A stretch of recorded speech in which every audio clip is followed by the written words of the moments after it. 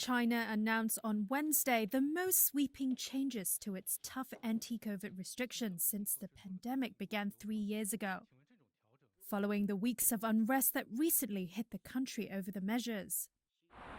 The relaxation of rules include allowing infected people with mild or no symptoms to quarantine at home and dropping testing for people traveling within China. The announcement quickly became the most viewed topic on China's social media platform Weibo, but some expressed worries about the greater potentials for infections. Liang Wannian, the National Health Commission official, tried to ease some of those worries. The optimization of the policy is not completely opening up without prevention. It is a proactive optimization rather than reactive. Wednesday's announcement is the strongest sign yet that Beijing is preparing its 1.5 billion people to live with the disease. Although China's borders remain mostly shut, searches on Chinese travel sites within the country surged.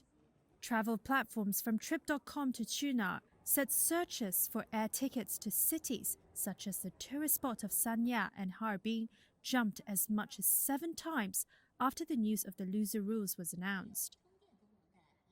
Many people are looking to travel around the Lunar New Year holiday in January.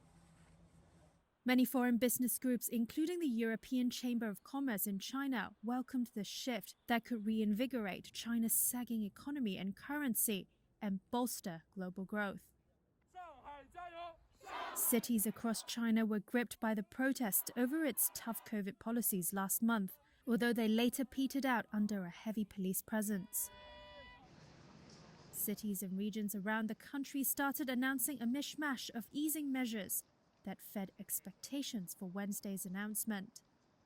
Officials have also been softening their tone on the health risks of the virus, bringing China closer to what other countries have been saying for more than a year.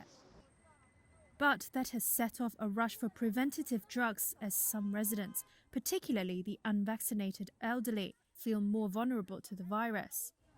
Authorities across the country have warned of tight supplies and price gouging from retailers in recent days.